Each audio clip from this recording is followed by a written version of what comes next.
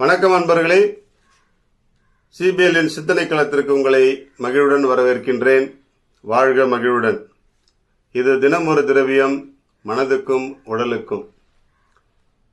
இன்று டிசம்பர் 31ஆம் நாள். இன்றையோடு இந்த ஆண்டு நிறைவடைகிறது. ஒரு 365 நாட்களை வாழ்ந்து முடித்திருக்கிறோம். இந்த வாழ்ந்து முடித்ததனுடைய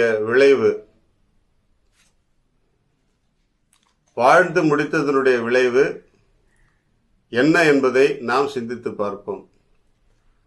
இந்த வாழ்ந்து முடித்த நாட்கள், அதற்கு என்ன பெயர் வைக்கலாம்? அனுபவம் என்று பெயர் வைக்கலாம் அல்லவா? அதை சார்ந்து ஒரு அழகான ஒரு கவிதை. அது என்ன கவிதை, யார் எழுதியிருப்பா அப்படின்னு யோசிச்சிங்கன்னா, கவியரசர் கண்ணதாசன் அவர்கள் எழுதி கொடுத்த ஒரு கவிதை. அந்த கவிதையை நான் வாசிக்கிறேன். நம்முடைய வாழ்க்கையில் அது எவ்வளவு சாராம்சம் உள்ளதாக இருக்கிறது என்பதை சிந்தித்து பார்ப்போம்.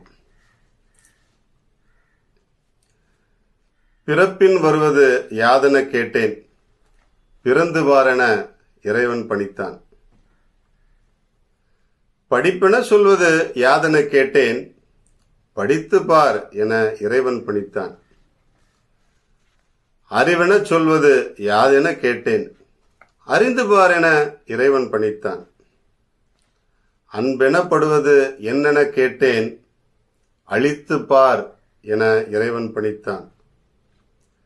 பாசம் என்பது யாதென கேட்டேன், பகிர்ந்து பார் என இறைவன் பணித்தான். மனையாள் சுகமெனில் யாதென கேட்டேன், மணந்து பார் என இறைவன் பணித்தான். பிள்ளை என்பது யாதென கேட்டேன், பெற்று பார் என இறைவன் பணித்தான். முதுமை என்பது யாதென கேட்டேன், முதிர்ந்து பார் என இறைவன் பணித்தான்.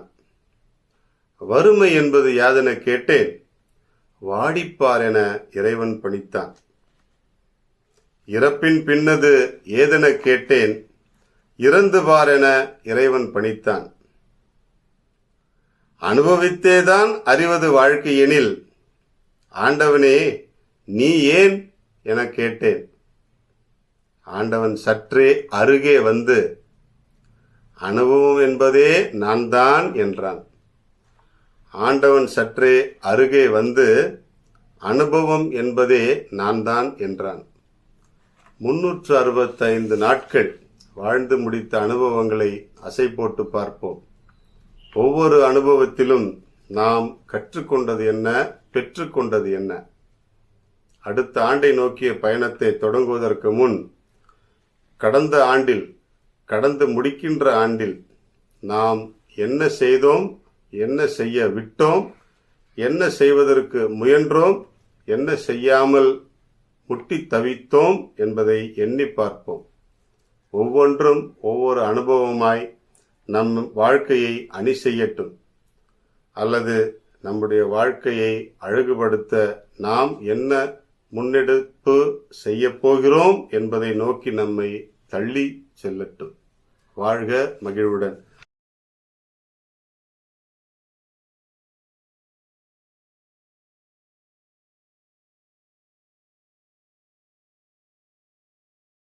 இன்றைக்கு மாதுளை பற்றி தான் நாம் பேசிக் கொண்டிருக்கிறோம்.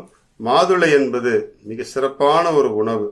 நம்முடைய வாயில் உமிழ்நீர் சுரப்பது சிலருக்கு பிரச்சனையாக இருக்கும். ட்ரையா இருக்கும் நாக்கு, வாயெல்லாம். அந்த உமிழ்நீர் சுரப்பிகள் எல்லாம் புத்துணர்வு பெறணும் அப்படின்னு சொன்னா மாதுளை சாப்பிடுங்கள். மாதுளை சாப்பிட்டீங்கன்னா உமிழ்நீர் நன்றாக ஊற்றெடுக்க ஆரம்பிக்கும். அதன் வாயிலாக நம்முடைய உடலில் இருக்கக்கூடிய செரிமான மண்டலம், ஜீரண மண்டலம் துடிப்பாக வேலை செய்ய ஆரம்பிக்கும். மாதுளை உண்போம், நாம் வாழ்க்கையில் மகிழ்ச்சியாக இருப்போம். வாழ்க மகிழ்வுடன்.